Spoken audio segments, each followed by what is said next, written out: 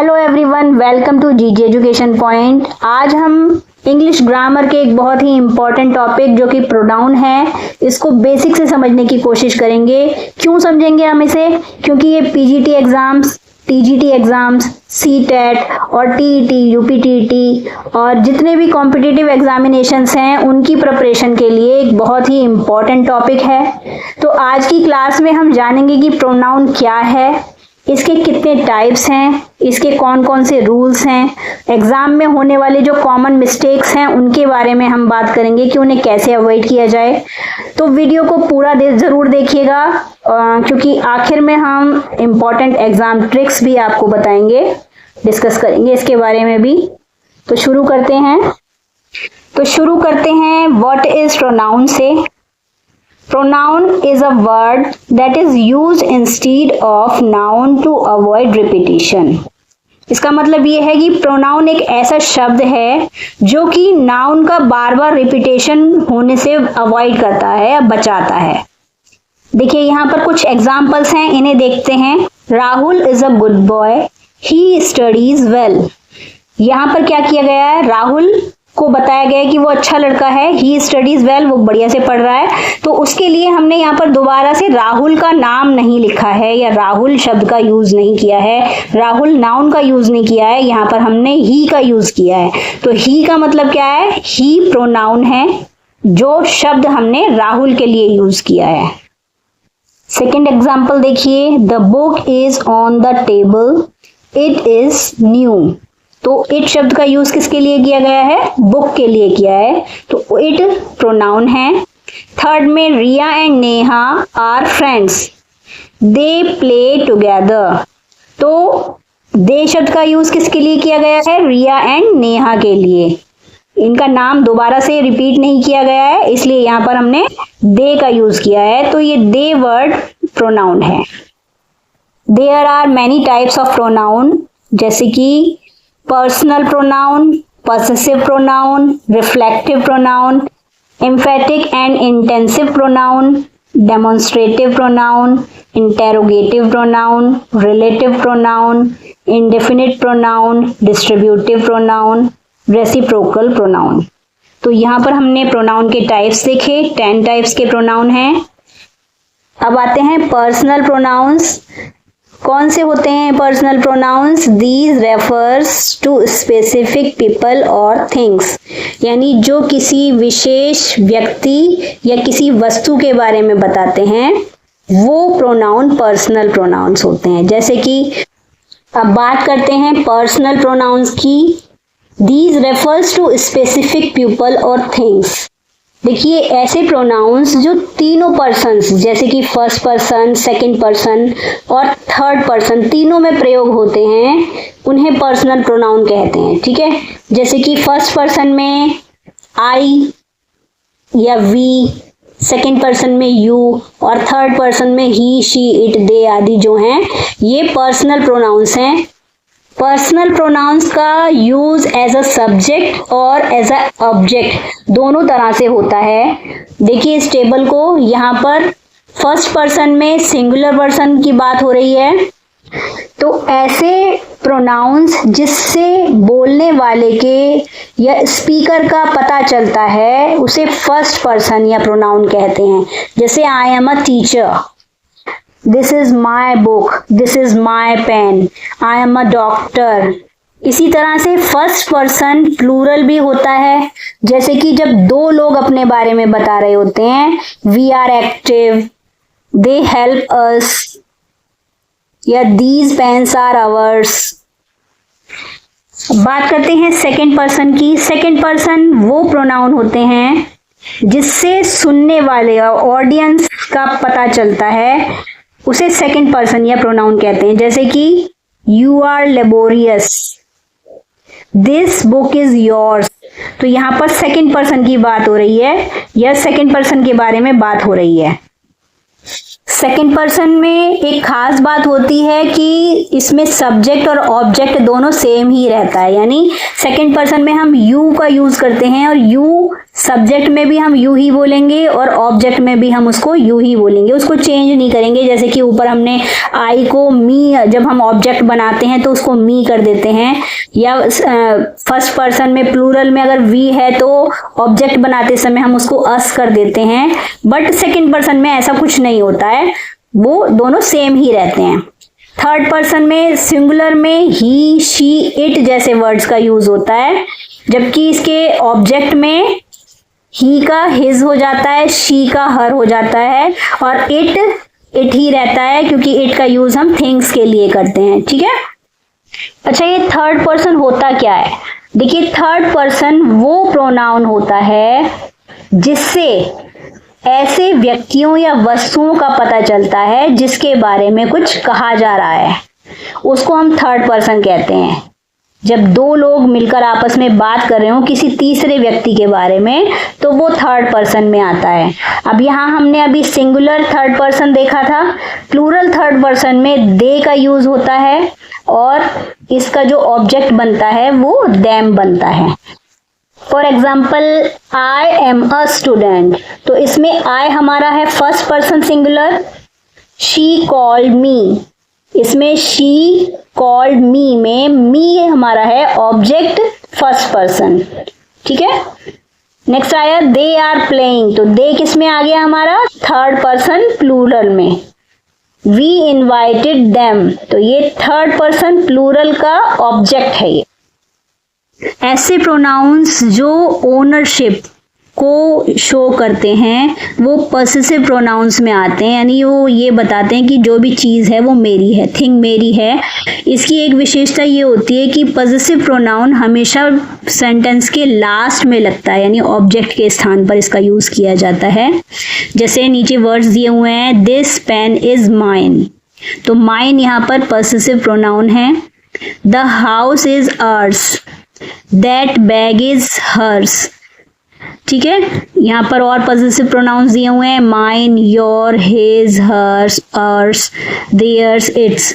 तो possessive pronoun का प्रयोग हमेशा सेंटेंस के लास्ट में होता है, जहां पर पहले से ही किसी नाउन की चर्चा की जा रही होती है या फिर नाउन के बारे में बात की जा रही होती है, वहां पर हम पॉसेसिव प्रोनाउन का यूज करते हैं।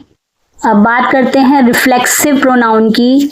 These refers back to the subject, यानी ये खुद के बारे में या अपने आप के बारे में ही हम इसका यूज करते हैं, जैसे कि my self, your selves, him self, her self, it self, our self, them self. तो इसे पहचानना बहुत आसान है। इसकी ट्रिक यही है कि इनके लास्ट में सेल्फ लगा होगा, जैसे कि I hurt myself, she prepared herself, they enjoyed them self.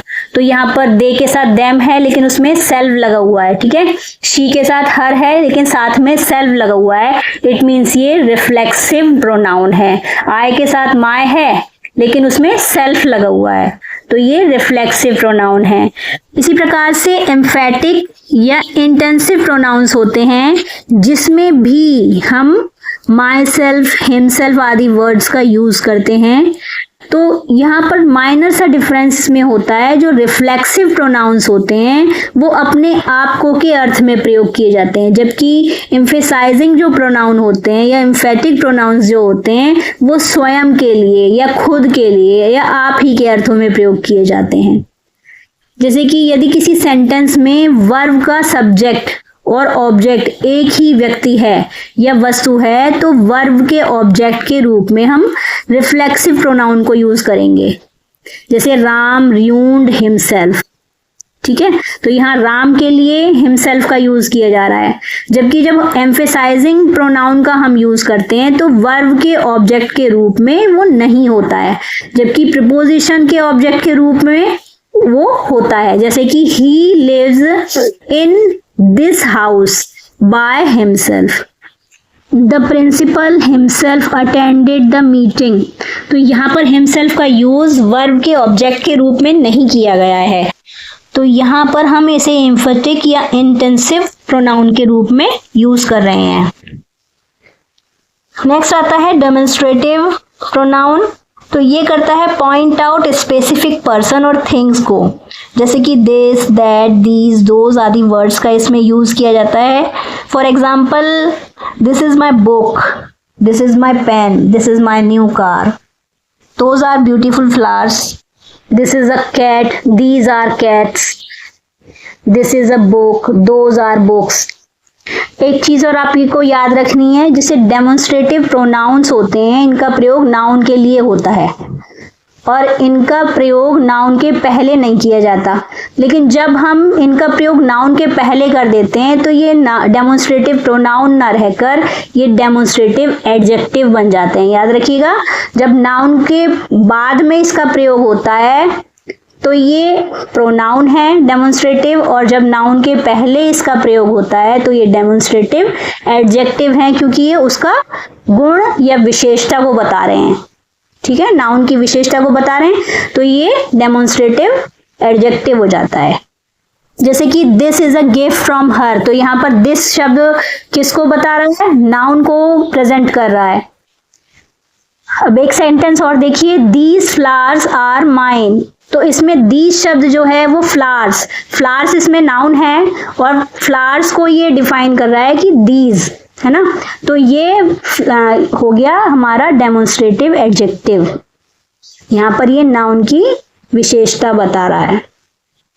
Next आता है interrogative pronoun, used to ask question. बहुत ही इजी है ये वाला, जहाँ पर हम क्वेश्चन पूछने के लिए यूज करते हैं प्रोनाउन का, वो इंटेरोगेटिव प्रोनाउंस कहलाते हैं। जैसे हु, हुम, हुज, विच, व्हाट, ऐसे शब्दों का यूज जहाँ पर क्वेश्चन पूछने के लिए किया जाता है तो ये इंटेरोगेटिव प्रोनाउंस के वर्ड्स होते हैं। ठीक है, who is your teacher, whose bag is this, which is your car.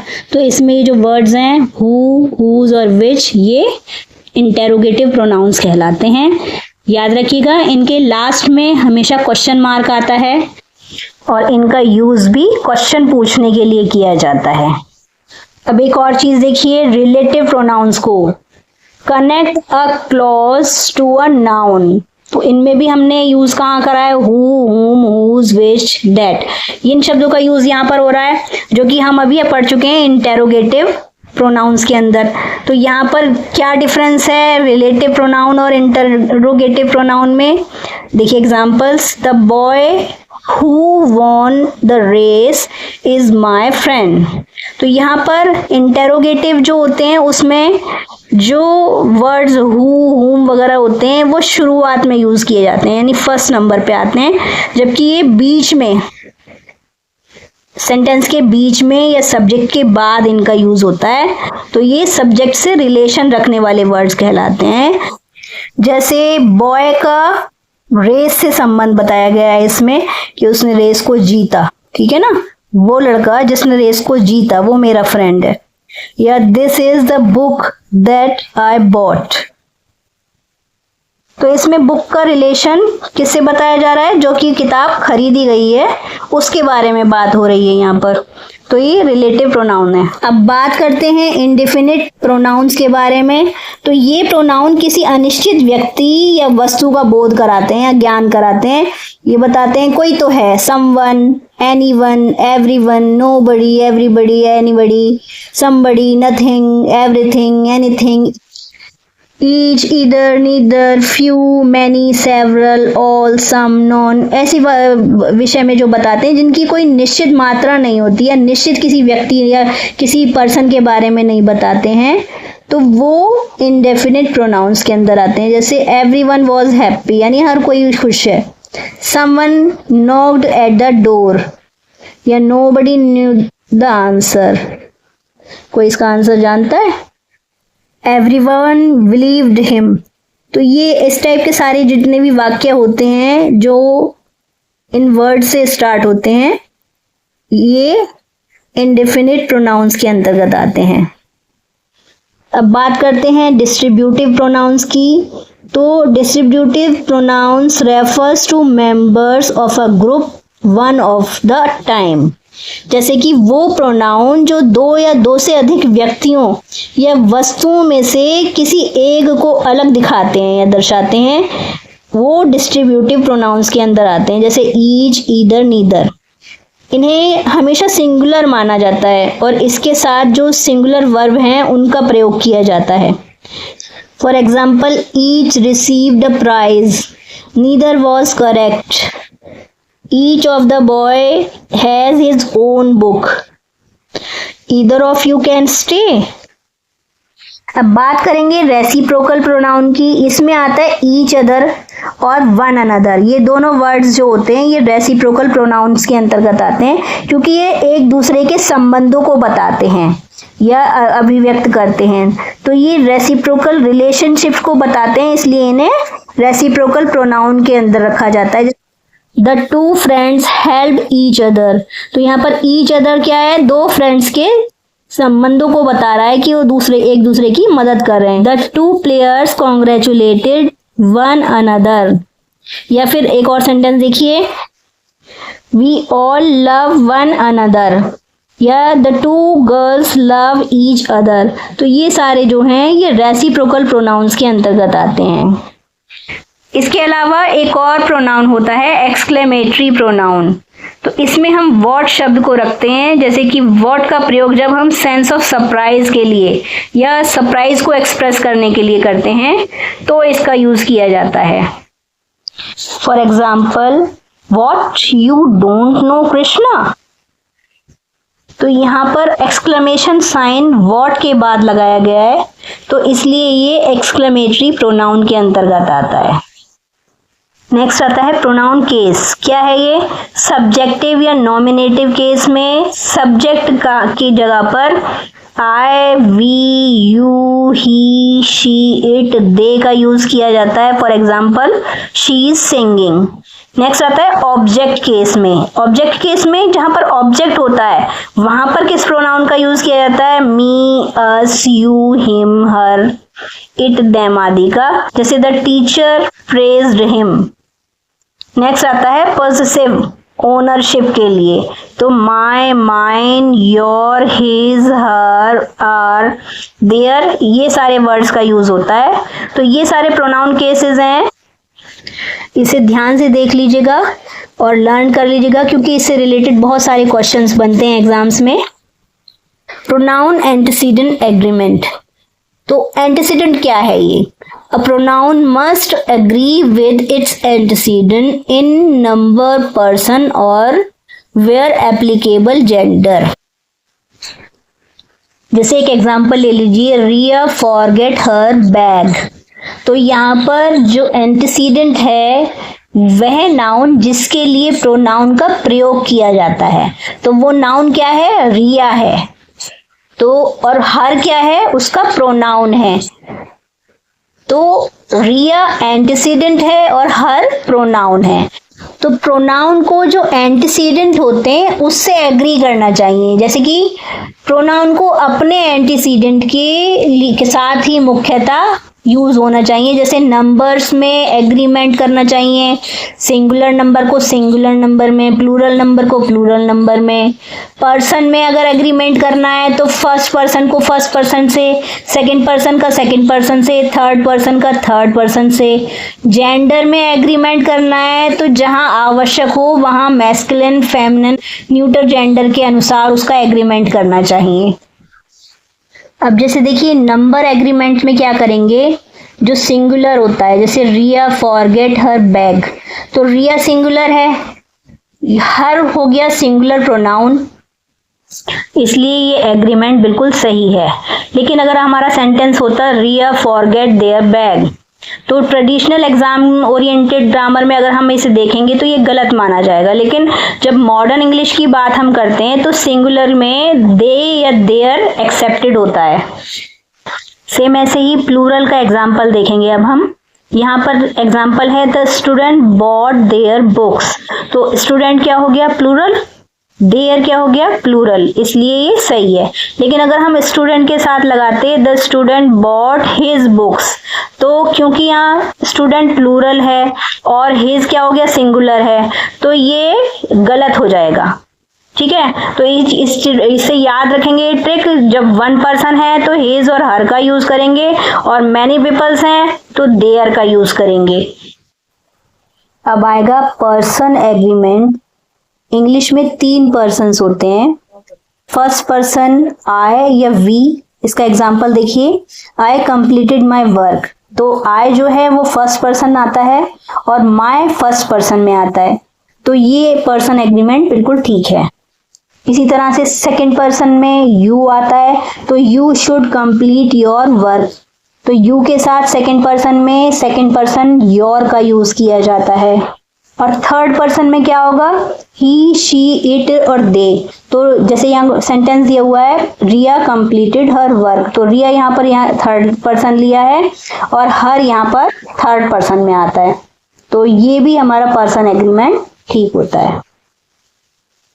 अब देखेंगे हम जेंडर एग्रीमेंट। तो जेंडर जहां पर स्पष्ट होता है तो प्रोनाउन उसके अनुसार ही होना चाहिए। जैसे मेल जेंडर में आते हैं ही, हिम और हिज, तो यहाँ पर हमने राहुल लिया है, तो राहुल फॉरगेट हिज वॉलेट, तो राहुल क्या है, मेल जेंडर, और हिज क्या हो गया, मस्कुलिन या पॉसेसिव प्रोनाउन या डेटरमाइनर। ऐसे ही फीमेल के लिए शी, हर और हर का यूज करते हैं। यहाँ सेंटेंस दिया है रिया फॉरगॉट हर बैग, तो रिया क्या हो गया, फीमेल, हर हो गया फेमिनिन प्रोनाउन। अब नेक्स्ट आता है थिंग्स या एनिमल या कॉन्टेक्स्ट डिपेंड, तो इसमें इट या इट्स का यूज करते हैं। जो the company change it's policy, तो कंपनी क्या है, इसमें सिंगुलर एंटिटी है, और इट्स क्या है, पॉसेसिव फॉर्म्स। तो आइए अब प्रोनाउन एंटीसीडेंट एग्रीमेंट देखते हैं। Every student should bring his और हर नोटबुक, तो यहाँ पर हिज और हर क्या हो गया, एग्रीमेंट हो गया एवरी स्टूडेंट का। नेक्स्ट एग्जांपल है हमारा all student should bring their notebooks, तो यहाँ पर देयर एग्रीमेंट है। रिया फॉरगॉट हर बैग, तो एंटीसीडेंट क्या है यहाँ पर, रिया, और हर क्या हो गया यहाँ पर, प्रोनाउन एग्रीमेंट। प्रोनाउन में कुछ कॉमन एरर्स होते हैं, उनकी बात करते हैं। जैसे हमारा फर्स्ट एग्जांपल है me and Rahul went to school, तो यहाँ पर मी जो वर्ड है वो शुरुआत में नहीं आएगा, इसको ऐसे लिखा जाएगा Rahul and I went to school, ये इसका सही वर्जन होगा। नेक्स्ट है दिस पेन इज हर, तो इसमें दिस पेन इज हर्स का यूज किया जाएगा। उसके बाद सेंटेंस है हमारा each of the boys have done their work, यहाँ आर डबल आ गया है, तो इसका सही सेंटेंस क्या बनेगा, each of the boys has done his और her work. Him is my friend, तो हिम नहीं आएगा यहाँ पर, ही इज माई फ्रेंड, इसका सही वर्जन होगा। My self Rahul, I am Rahul, my name is Rahul, इसका सही वर्जन होगा। अब देखेंगे प्रोनाउन से रिलेटेड कुछ टिप्स जो इम्पोर्टेंट हैं, एग्जाम ओरिएंटेड हैं। देखिए सब्जेक्ट प्रोनाउन का यूज सब्जेक्ट की तरह कैसे करते हैं, जब हम ही, आई, शी, दे का यूज करते हैं, और ऑब्जेक्ट प्रोनाउन की तरह कब यूज करते हैं, आफ्टर वर्ब, जब हम, और प्रोपोजिशन के बाद जब हम प्रोनाउन का यूज करते हैं, जैसे कि मी, हिम, हर और देम की तरह जब हम उसको यूज करते हैं। जब पॉसेसिव प्रोनाउन की तरह हम यूज करते हैं तो उसमें क्या करते हैं, mine, yours, hers, ours, theirs, इन शब्द को हम दिखाते हैं और ये ओनरशिप को शो करते हैं ये वर्ड्स, ठीक है। रिफ्लेक्सिव प्रोनाउन का यूज कहाँ करते हैं, जब एक्शन को हमें रिफ्लेक्स बैक करके दिखाना होता है, रिफ्लेक्ट करके दिखाना होता है, तो हम रिफ्लेक्सिव प्रोनाउन का यूज करते हैं। एंटीसीडेंट में अब हमने जाना ही अभी कि जिस प्रकार नंबर, पर्सन आदि होते हैं उनके अकॉर्डिंग हम जब हम प्रोनाउन का यूज करते हैं तो वो एंटीसीडेंट के अंदर आते हैं। जैसे सिंगुलर नंबर के साथ सिंगुलर नंबर, प्लूरल नंबर के साथ प्लूरल नंबर। क्विक रिवीजन करेंगे एक बार इस टेबल का। जैसे कि पर्सनल में I, you, he, she, it, we, they आ गए। पॉसेसिव में माइन, योर्स, हिज, हर, ओ, आवर और देयर आ गया। रिफ्लेक्सिव में my self, yourself, himself. Emphatic में myself, she, herself. Demonstrative में this, that, these, those. Interrogative में who, whom, whose, which, what। Relative में who, whom, whose, which, what, that आ गए। Next आ गया हमारा indefinite में someone, everyone, everybody, none, ये सारी चीजें आती हैं। और डिस्ट्रीब्यूटिव में each, either, neither आ गया। रेसिप्रोकल में उसको रेसिप्रोकल कर देते हैं each other, one other। तो यहाँ पर प्रोनाउन कंप्लीट होते हैं। इसके फुल नोट्स लेने के लिए आप ये जो स्क्रीन पर QR कोड दिख रहा है जीजे एजुकेशन पॉइंट व्हाट्सएप चैनल का, इसको आप फॉलो कर सकते हैं। वीडियो कैसा लगा बताइएगा कमेंट में लिखकर, और पसंद आया है तो लाइक, शेयर एंड सब्सक्राइब कीजिएगा। मिलते हैं नेक्स्ट टॉपिक के साथ जल्दी ही जीजे एजुकेशन पॉइंट में। Thank you, thanks for watching.